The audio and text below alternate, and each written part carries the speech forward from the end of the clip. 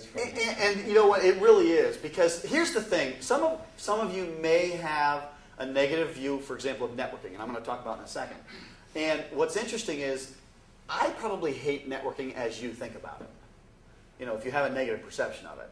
But it's when we finally start to realize, well, hold it, this is the exact opposite of what I thought. It really proves that point very, very vividly. All right. So this is sort of, you know, this is a networking circle. So we've got clients, we've got prospective clients, and then you've got the wider network. What I would suggest is, you can see the red dot circle. When you're in a selling mode, you're trying to actually bring in clients. That's all well and good, but we're not going to be in a selling mode. Here is the reality to most professionals when they are building a practice. About 80 to 90% of their time is in that darkest circle, the networking circle. Putting people together, creating connections, perhaps meeting with their friend that they've met with many times, but they're meeting with a purpose. They're asking questions. They're using their friends as a learning ground for understanding how someone thinks. For example, if you have a lot of CFOs you deal with or CEOs, then every CFO or CEO in your network, every single one, is a place for you to practice. It's a place for you to practice asking questions, learn more about what they're losing sleep over, and over a period, cumulative effect of this is quite astonishing. When you do it over a period of months even, and you do each meeting intentionally. Anyone ever heard the term deliberate practice? Jeff Colvin, if you're interested in read that kind of thing, has a book called Talent is Overrated. And in the book, he makes the point, we don't need to practice, we need to do deliberate practice. So we were talking earlier about a few of you were golfers. So for those of you who are golfers, it's not just go out on the range and hit 100 bucket of balls. It's go out on the range, pick a target, and say, I want to hit 80% of my shots within 20 feet of the target. That's deliberate practice. Well, the same thing holds true with every person in your network. This isn't just your business network. This is sidelines of the soccer game with kids, parents, kids. I mean, and I'm not suggesting you're trying to sell anything to them, but you are learning from them. You are, the more you can be a sponge, the more useful it is. And I would suggest that for purposes of the way I'm going to just define networking, that can be a 24/7 undertaking, not painful, not torture, again, not selling. 80%, 90% of your time is in networking. 10%, maybe 20 at most if you're a great rainmaker, is actually selling. It's closing. It's bringing the work in the door. Very, very small percentages. I think that's a real mistake that people have in terms of what they think of as rainmaking, as what they think of as effective networking. Did I explain that clearly? Okay. So, how many would say that you've seen... Well, let me put it this way. How many have a negative view of networking? I've already gotten some of your evaluations, so I know some of you have a negative view. But how many see it as more negative than positive? And again, you're not on camera. I'm just trying to get a sense. I'm on camera, but you're not. Anyone willing to admit to it? See, I think one of the things, just based on the evaluations and the surveys that you filled out, and again, I really appreciate your taking the time to fill it out, those of you who did one. Over and over and over again, most people that I work with start out with, at the very least, a neutral view and oftentimes a negative view of it. And one of the things that I do is I define networking very specifically so that it's very hard to put it in a negative category. This also gets to the trusted advisor issue. Because in the final analysis, here's my definition of networking. It's putting people together for their mutual benefit. Now, when I say that, I'm not suggesting you put A together with B so that you get something. It's a very sophisticated form of what I would call level 2 networking. It's not bad, but that's not what I'm talking about.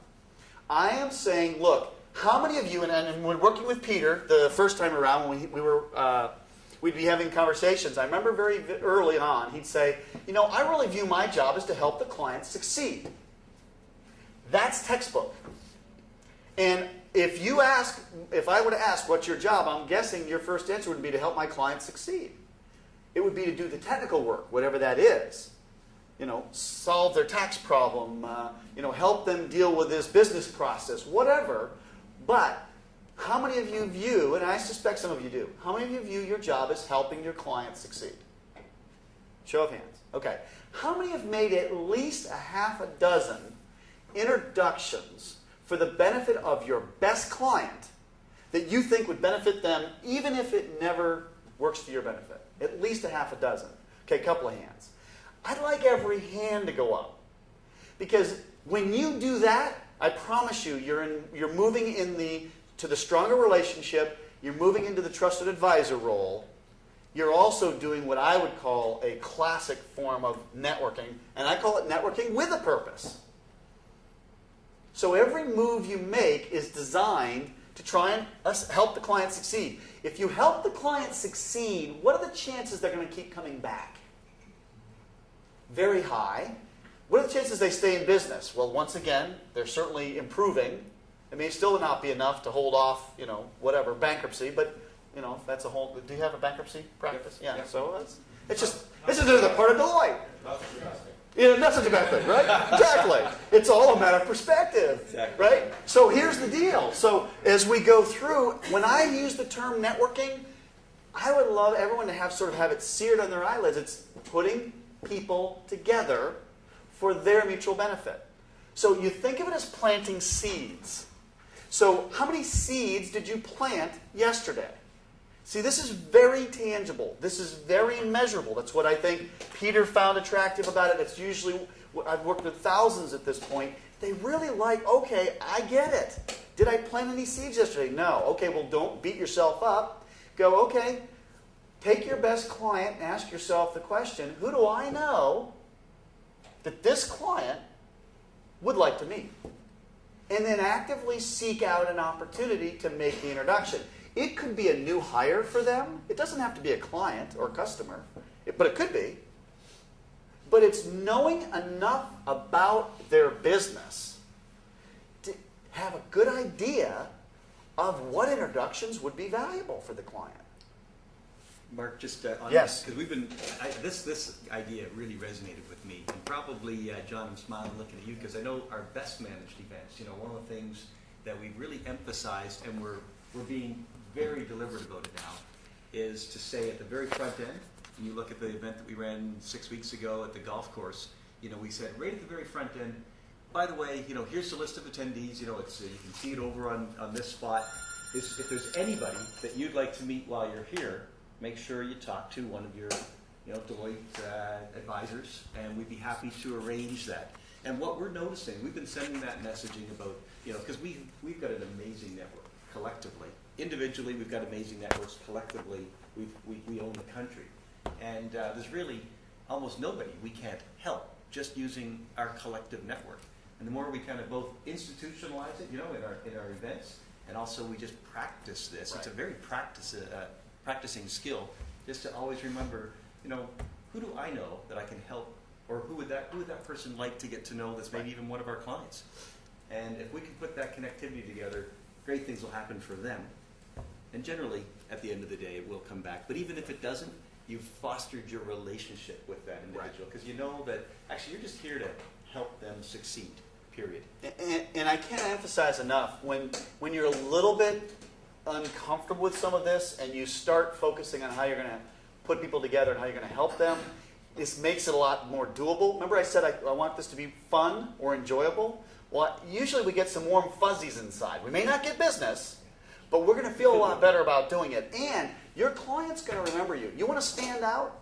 You try and introduce a client to maybe 5, 6, 7, 8, 9, 10. I mean, I don't care the number, but a lot of people, and every single attempt, it doesn't have to work.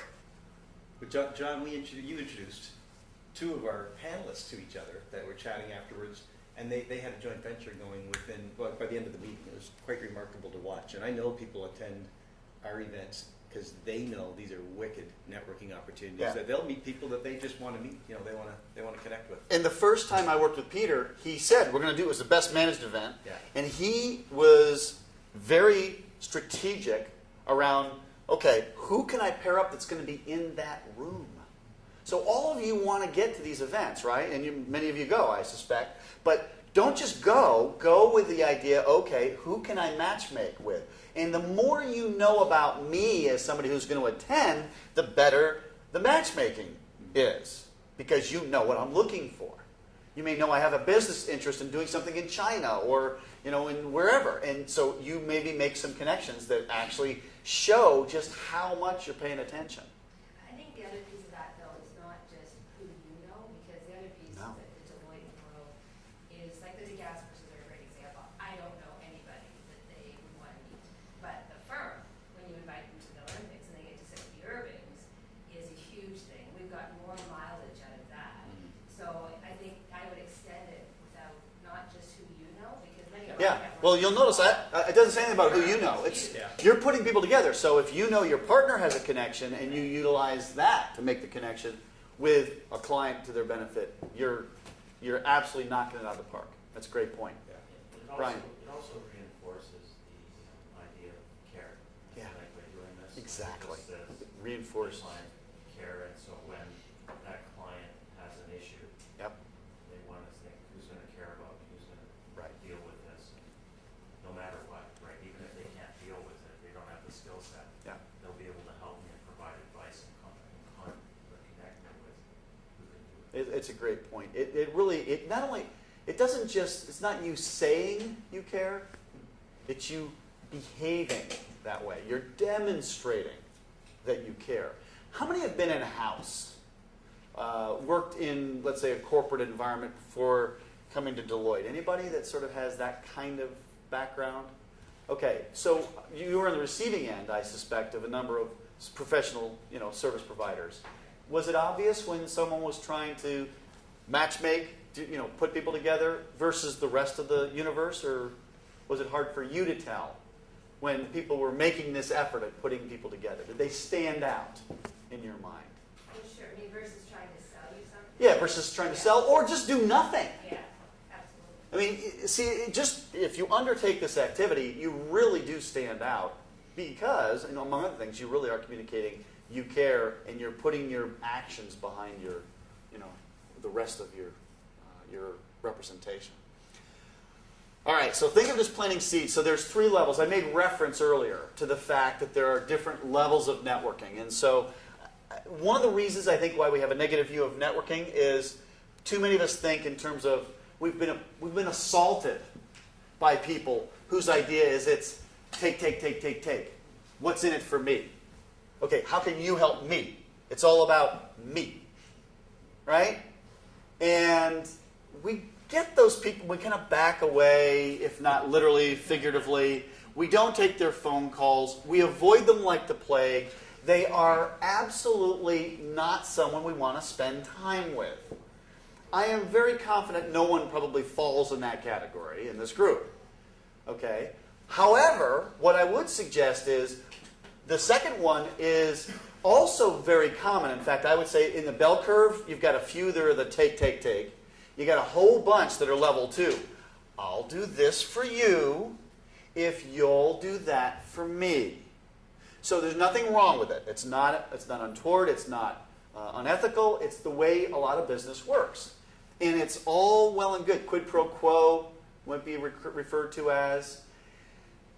But if you really want to move into the trusted advisor realm or a great rainmaker, as at least I view it, then you really want to be a level 3 networker, which means your whole mission is you're helping other people because you enjoy it. Or at least, if it's not just pure altruism, you at least see it as a way to plant seeds. And I would, again, contend that you want to start this, that you want this to become a habit. This is a discipline, and you just do it as a matter of routine.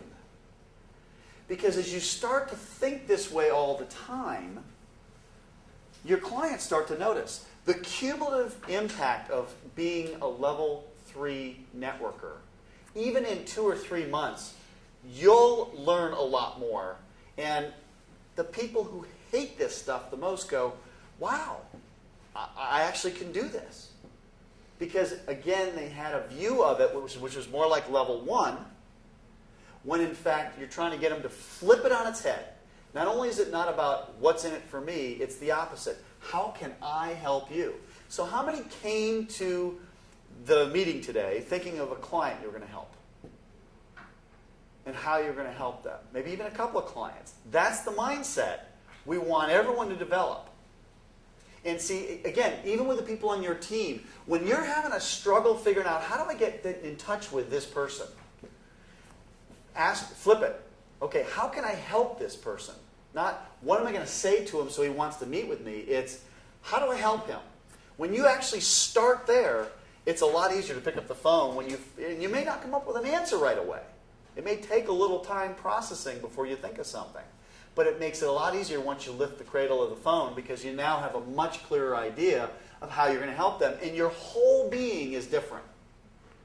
Your whole approach is different.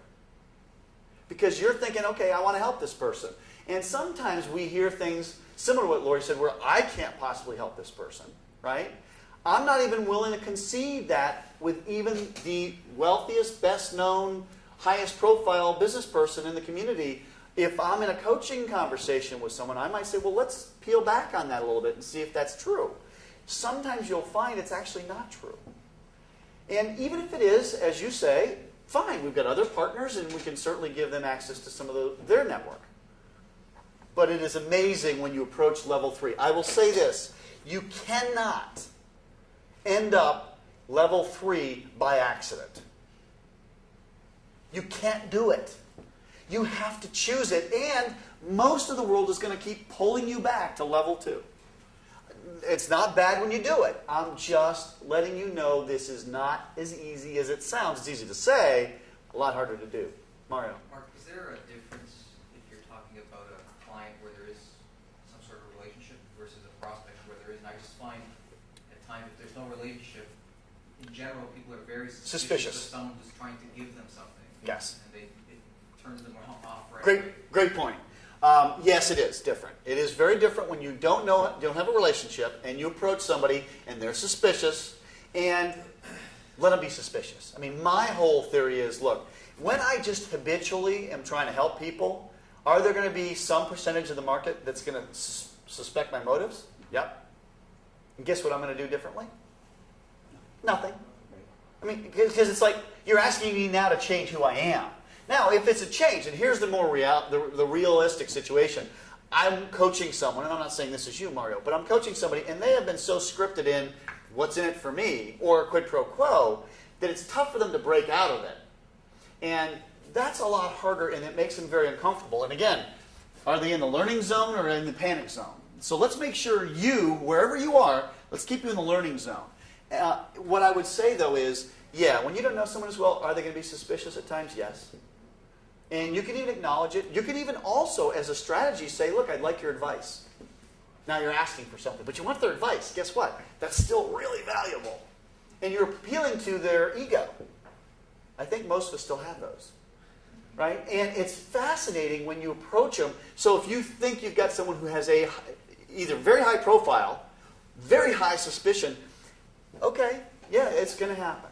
But I wouldn't let it change dramatically what I do. They may not be the people I want to relate to the most. But does that answer your question? It's a great question because it does come up a lot.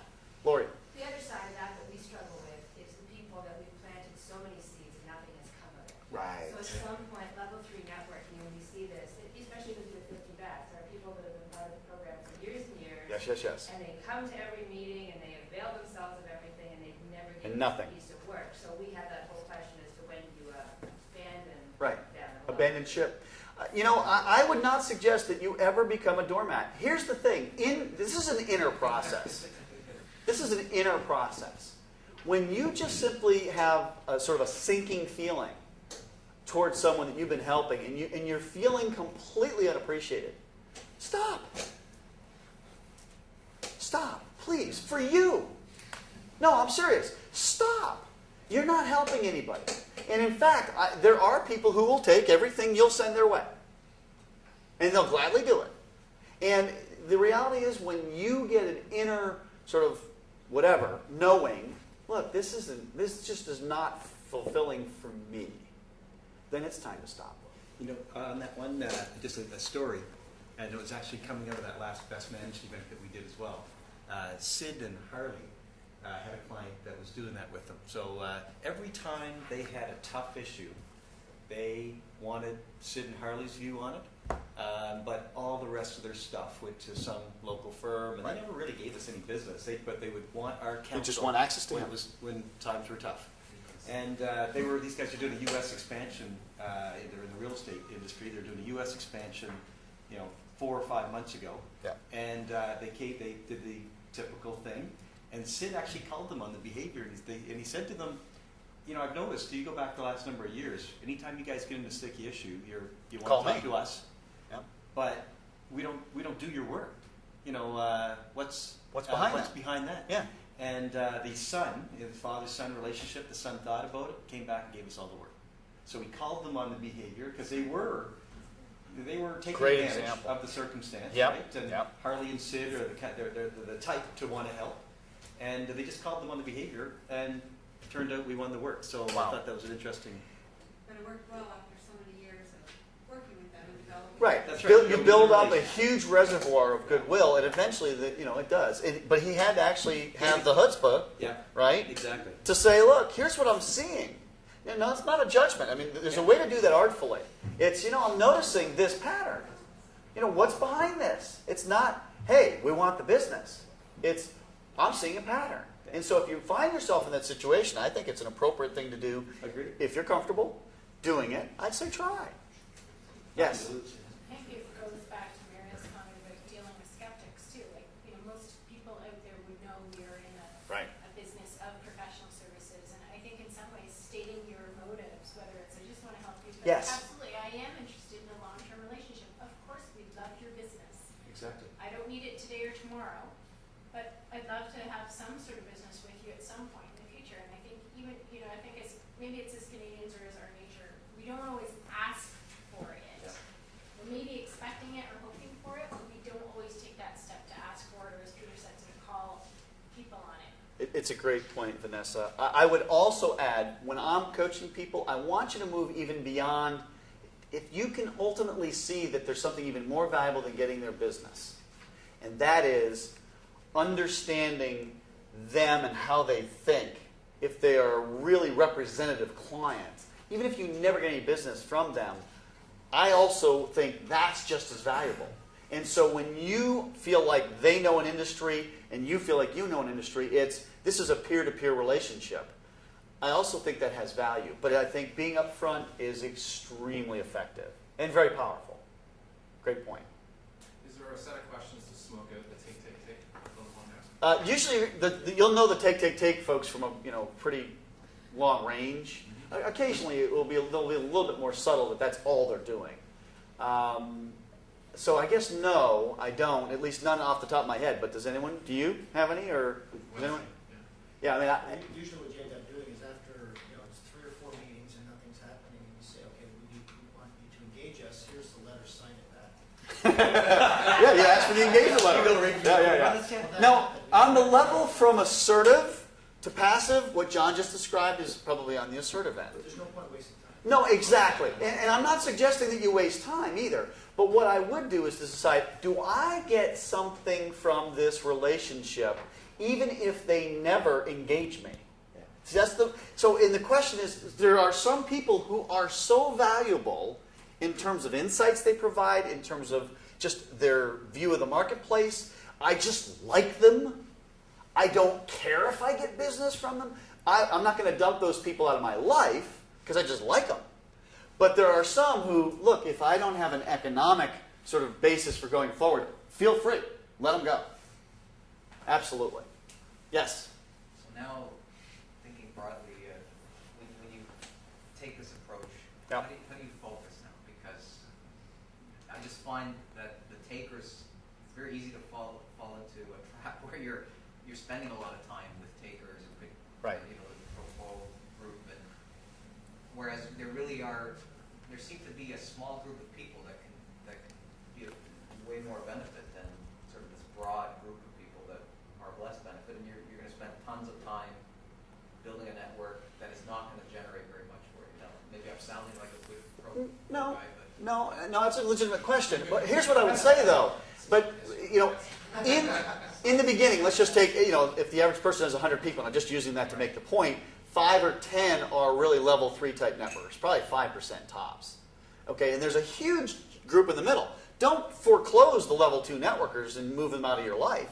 I mean, there's still going to be people, you still get a chance to practice. Over time, what you'll see Rainmakers do is they actually end up with a lot more level 3 people in their network. But you can't do that in 6 months. Forget it.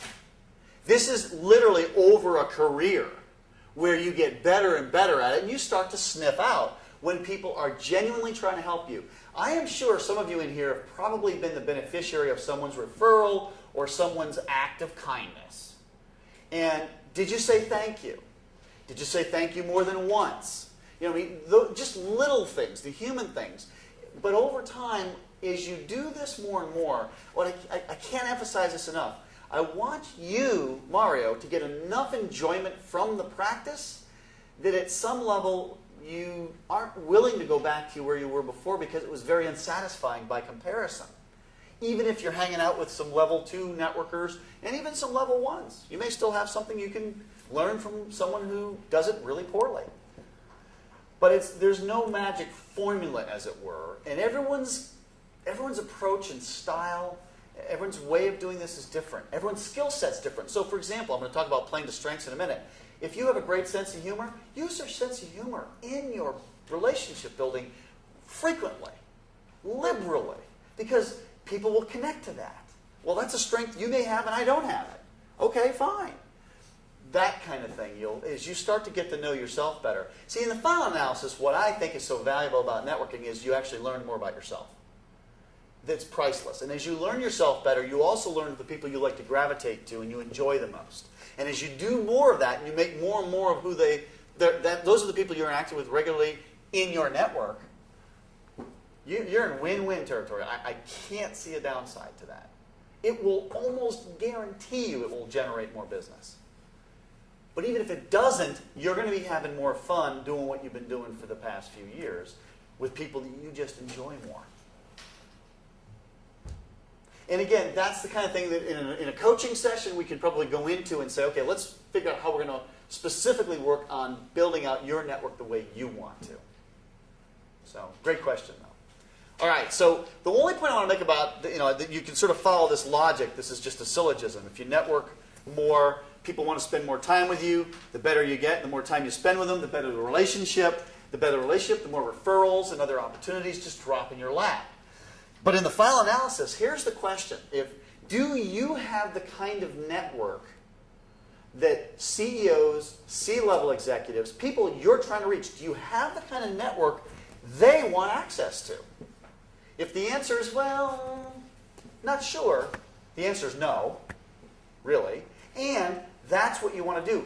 You can't do this in 6 months if you're doing it the way I'm describing. I mean, you can make a huge amount of progress in 6 months. Don't misread me either.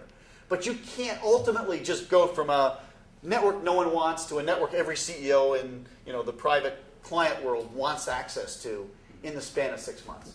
You need to be exceptional. Maybe it's possible, but I think it'd be exceptional. One way we can jumpstart it, though, I would say, Good. individually we got to work Good. at it, right? Yep. Build out our individual networks. Yes. But one way we can jumpstart it individually Mm-hmm. is by using the collective network, right? So, you're saying, here's a person I'm trying to build a tighter personal relationship with, Yep. and how can I help them, or how can Deloitte help them, and who at Deloitte might know somebody, and that is how we can just accelerate this concept, because, I have a network, but each of us have our own network, and combined, we know everything. Does everyone? Who in here is on LinkedIn? Okay, most of you. Do you ever look at, if you go one level from your contacts, instead of your network of however many people, you immediately go to, and I don't know what the number is, it's exponential. It's exponential. And if you go to the next layer, it's even more, and they don't even go 6 degrees, right? They go just 2, and it's like a million people. Well, here's the thing, very important. Your Deloitte network should be nurtured exactly the same way your client network should be nurtured. Yeah. Because if I don't have a relationship with Peter, the chances of him wanting to make an introduction from somebody in his network to somebody in mine is much less. So we just had a brief conversation about Guillaume Swigers, who's the CEO for Deloitte Australia. And the connection I have is he actually is an endorsement on the back of Relationships Are Everything. And he was here this past weekend, and you went out on a speedboat and had some fun. And I didn't realize there was a connection there, but it was one of those things where, wow, cool. And, you create connections in different ways. And that's just a very small example. Does that do anything for Peter? I don't know. Does it create another link between he and I? Yeah, it does. And so you're doing the same thing with the people that you meet and the people that you've known for 30 years and everything in between. See, there isn't a single relationship in your network right now that probably couldn't improve with just a little bit of intentional thought. Not a lot. And the more you do it habitually, the more it becomes part of the way you approach things. And the more it becomes the way you approach things, all of a sudden you're putting people together. I've been teaching this idea for years, and I really feel like it took me at least 5 years to get really half good at it. Probably 10 years to get good at it. And I've been doing it for a long time now. And I'm still not sure I'm great at it like some rainmakers are, but I'm a whole lot better at it. But it almost has to seep into the pores of your being before you really start to understand how this works. And if you try and short-circuit it, again, you're trying to really be a level 1 or 2 networker and try to look like 3. You can't do it. At least I don't think you can. So, great networkers do 2 things very well. They focus, and then you'll see in parentheses I have obsess in some cases, about people's personal needs and fears. How can I help you? What do you need? It could be, look, you want to get your child into a very exclusive private school in Toronto. Okay? Let me see if I can, make some connections for you. That's a personal favor that can be extremely valuable. You each have your own network in what you're able to do and what you're willing to do. But rainmakers, I think, are always focused on how do I help this person. I'm always looking for need, was the comment from one rainmaker. The other tool in the toolbox for a great networker is asking high energy questions. Now, when I say that, just think of questions that you'd ask to somebody that are really kind of enjoyable and fun, that people really enjoy, that draw people out. Those, and I'm going to give some examples in a second. The more you engage people at a meaningful level of conversation, here's my big beef about networking, my personal beef. Way too much conversation that goes on in the world, period, is boring, perfunctory, going through the motions, and for me, completely intolerable. It's painful for me to do it for too long. Okay? I'm not saying I can't do it. I just don't like it. So what I suggest, let's try spicing up more conversations. You're going to be at a dinner party tonight or on Friday night or whatever the day is. Fine. I actually had one client say, I was dreading going to this dinner party. But I said to my wife, we're going to experiment. We're going to try and see if we can use some of these questions and see if it goes from at least torture to something more palatable. And he says, we had a blast. I've never, with that group of people who we had met with before, I had never actually enjoyed the evening until tonight. So if you have that kind of thing, maybe none of you has this experience in your life, right? But if you do, this is one way to get there. And it's just thinking of questions that fit for you. All right, so to me, the real emphasis is on genuine curiosity. How many think of yourselves as naturally curious? Okay, a good number of you. I would say that is one of the best tools you can utilize in your networking. Genuine curiosity. You can take one question and talk about that question and their answer for the rest of the night and find it fascinating.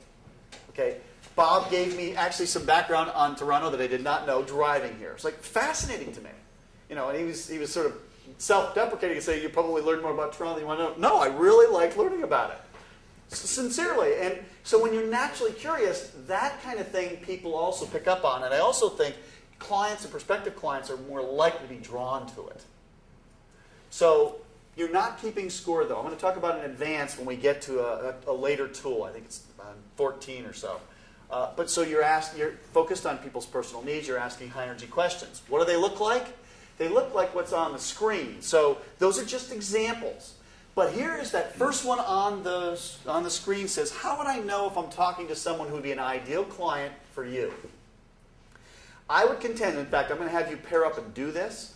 I would contend this question ought to be coming out of your mouth at least once a day. It's not, one apple a day. It's this question once a day with somebody inside Deloitte. Why? What's the power of me asking that question of someone? How do I know when I'm talking to someone who would be an ideal client for you? What's the power of that question? Well, you're putting yourself in a position to be able to help them. Yeah. What am I communicating? I want to help. I want to know how I can help. And when you actively then learn who their ideal client is, and you can even make an introduction, now you're really starting to distance yourself from all the competition. There are all kinds of folks you're competing against who never once ask some version of that question. Now again, if you don't like the exact language, fine, don't use it. What I'm saying, with any of these, if you don't like any of them, come up with your own. What questions would you use to draw people out? Remember, give some context. I hate boring, perfunctory conversations. This is the antithesis of it. And I love watching. I've had conversations with people. I'm not an opera fan or lover. I've had a conversation with somebody who's an opera lover. And he's almost in tears. Tell me about this opera that goes on in Seattle. Ring of Fire. I forget the exact operas. For those of you who are opera fans, you know what this stuff is, right? But the reality is, I was completely taken and totally engrossed in what he was describing to me. Not because of the topic itself, but because of the passion that was clearly, literally this person changed my mind about opera when I first had my first high energy conversation with him around opera. I promise you it didn't seem possible that there could be the word opera and high energy conversation in the same sentence. It wasn't possible. But yet I learned that there is, and it was. But these are just examples. So what do you love most about your work? Now, again, some in Canada would say, well, we really don't feel comfortable asking, what do you love? Okay? Fine. What do you like? What do you enjoy? Right? It's just refashion the question. But wouldn't you rather know what someone gets so fired up about? And someone who loves their job or someone who clearly enjoys their work, you want to know. How'd you get started in this business? How many have asked that question of a client? Do you get a short answer usually or a long one? Usually, and passionate, and you get sort of their life history. It's fascinating. And you learn what they value. It is really a very interesting, almost archaeological expedition to sort of ask some of these questions.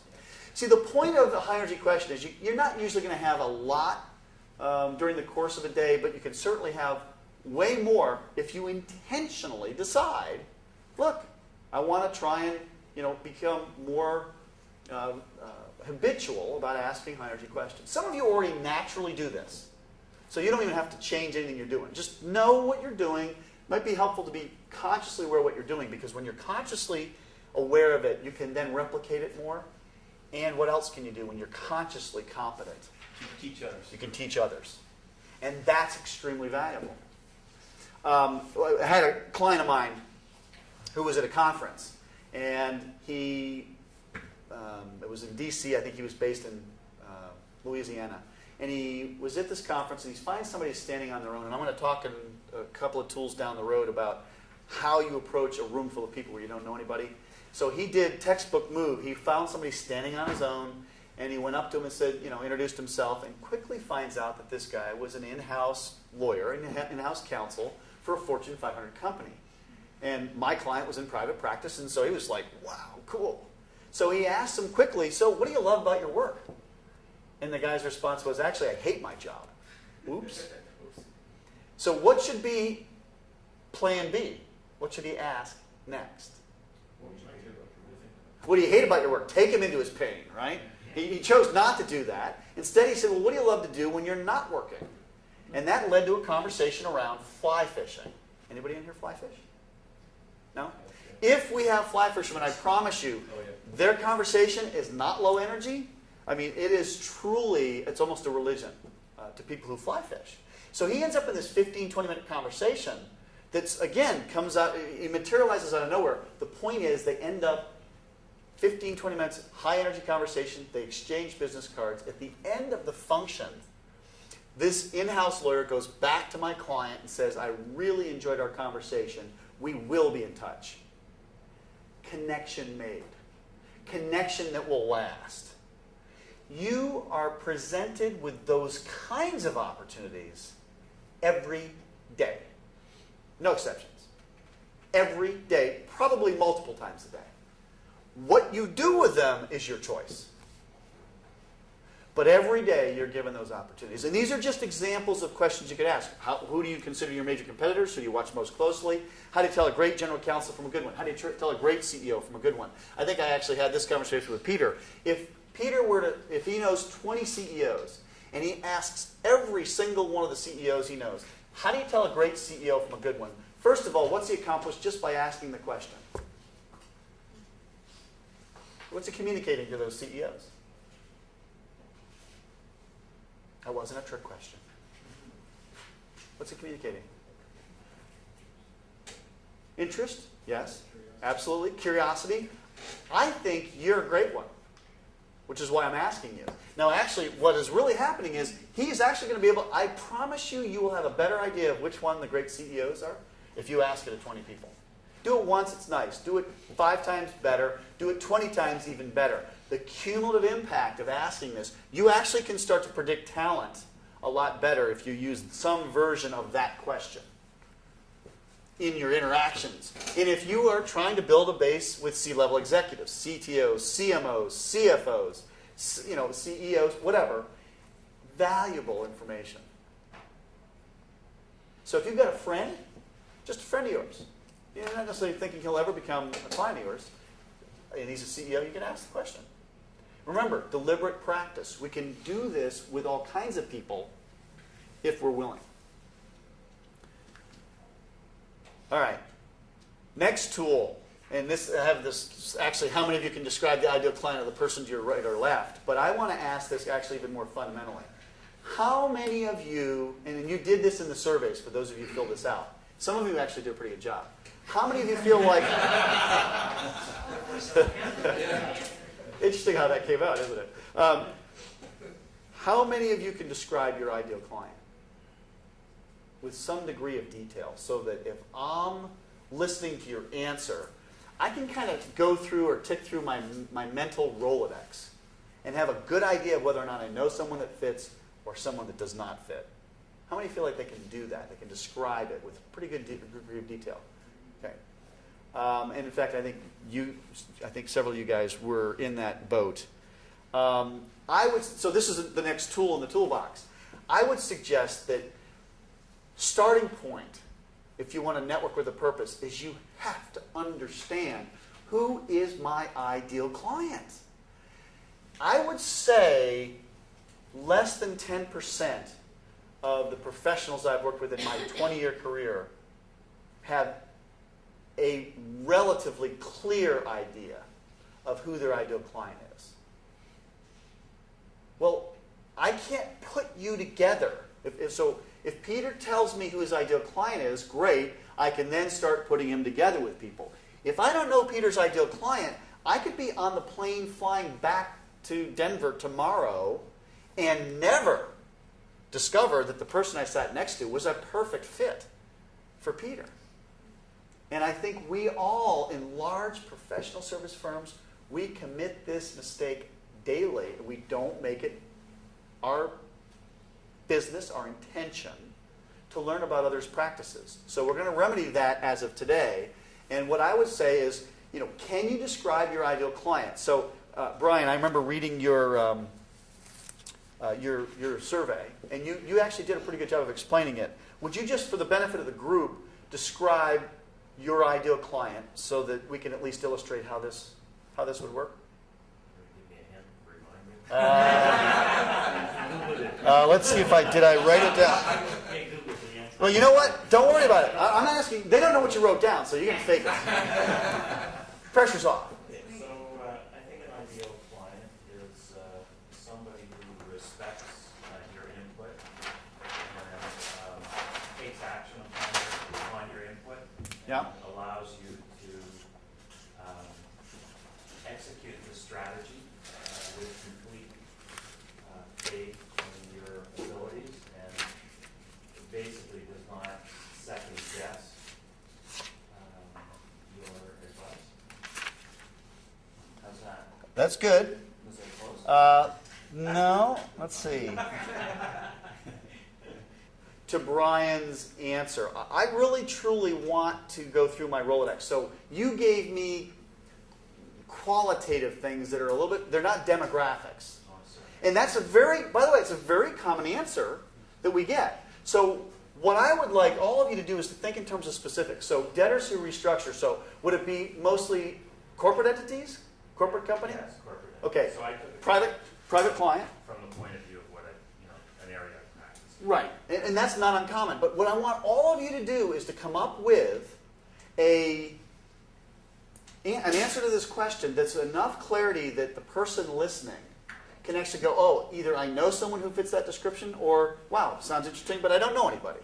So let's go back through and do it, because I want to illustrate it, and then I'm going to have you all pair up, and I want you to do it. And for those of you who are on the replay, I'm going to want them to do it as well. So we're going to actually pair up, and we're going to try this. So let's go back through. So debtors, so walk me through. So what kind of company would it be? Private company? Would it be based in a certain geographic region? Does it matter for you? Matter. Okay, so anywhere in Canada, anywhere in the U.S., anywhere in North America? Give me anywhere in the world? Yeah, I mean, But realistically, your ideal client. is Canadian. Okay, so it's a Canadian-based company. Does it matter if it's manufacturing or? Doesn't matter. Okay, so do you have certain industries that you know better than others? Do I? Yeah. Sure. Real estate, manufacturing. Okay, so let's just put those down. Real estate or manufacturing. Okay? Who would be your point of contact within the company, typically, job title-wise? And there may be a couple of different... CEO, CFO. CEO or CFO, okay. Okay. In terms of size, is there an ideal size? Could they be a company that makes $50,000 a year? Could be. Ideal not- client? Not preferred. Ideal client. Someone who's going to want to accept sort of the way you work in terms of fees and whatnot. So is there at least a demographic picture? Are they going to be at least over 5 million sales Yeah, or I was just thinking, actually, probably 5 million. 5 million in sales or above? Okay. What else? Anything else? You see what I'm doing? I'm asking all of you to do the same thing for your answer. And you're going to do this in about 2 minutes. So anything else in terms of sort of demographics, in terms of the client? See, because this allows me to kind of go through my role. Okay, well, who do I know that's Canadian-based? Or who do I know that's in real estate or manufacturing? And who do I know that's either a CEO or a CFO? And so it's a lot easier to go through it that way. So this is probably far enough. And whoever you pair up with, if you want, you can even add a little bit more detail to it. But here's the question. How many people do you know who are, let's say in the real estate or manufacturing field, probably CEO or CFO, have at least 5 million in sales?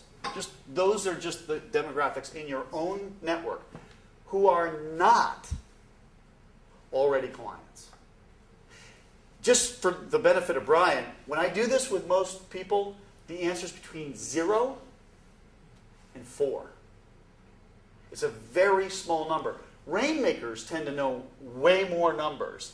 And again, for networking purposes, if you want to network with a purpose, I want to at least know who fits my ideal client profile so that I can grow that number.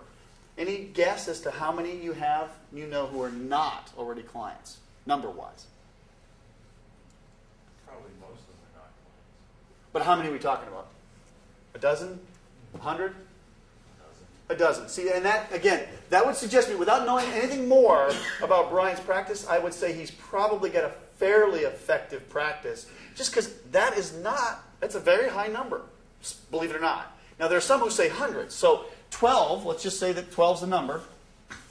All right, so how many in here might know someone who would fit this set of criteria? Besides, okay, 1, 2, 3. All right, so now if I'm Brian, I want to have a conversation with Chris, with Peter, and who else had their hand up?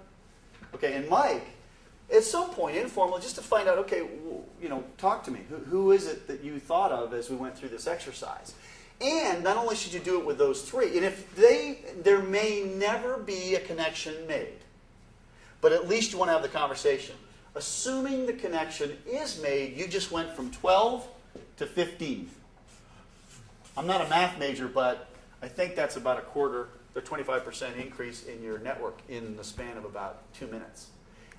At least in identifying the possibility of it being there. And the point is, all of us could do this. None of us does it usually. All of us could. And once I am clear about who my ideal client is, all these other tools are even more valuable, because then I'll talk about speaking. I might want to make sure that the next speaking engagement, it's teaming with people who fit this criteria. And I turn down some speaking engagements that don't have people who fit that criteria. If I send out an article for reaction from somebody, I send it to people who, again, fit into this criteria, because I want to start a dialogue. I want to meet with my friends, maybe in my network, who may have, again, either be these kinds of folks or would have a lot of friends who happen to fit that criteria. Does that make sense to everybody or not? So what I'm going to ask you all to do is an exercise. And again, for those who are doing this in a replay, I want you to actually go through this exercise with each other. So pair up. I don't know if we have one group that's an odd number. I don't know how many we have in here. Then that's fine. We can have one group of 3. But I'm going to give you literally, well, actually, it's a break. Do you want to do this exercise and then do the break, or you want to take a break? Your call. Let's do the exercise and then the break. It would make a lot more sense. So here's what I'd ask you to do. Pair up with somebody, maybe somebody you don't know all that well, or you don't know their practice that well, and ask them the question, how do I know when I'm talking to someone who would be an ideal client for you? And then you are actually asking, you're going through the same exercise I just went through with Brian. You need to be able to have enough detail to kind of tick through your own mental Rolodex so you can at least understand it. I'm not asking you to make introductions, just so you can help that person get clear. So that'll be about 2.5 minutes. The other 2.5 minutes, I want you to be the person, instead of asking the question, you're answering the question. All right? And so you'll hear me about halfway through say, switch. So that's just to make sure that we're staying on schedule. Does everyone understand the exercise? All right, get to it. So go 2. Can we go, are you guys going? You too? I'm sold. Okay, then you're with Danny. Okay. Boom. Yeah, Danny. Go. See, that should happen. That should absolutely happen as part of this exercise. Anyone else? One final comment about this? Let me sort of close. We'll take a break here of about 10 minutes, but let me just sort of close with this observation. What I would challenge, if you want to become a rainmaker and a trusted advisor, you want to do a much better job of knowing what's in the Deloitte store.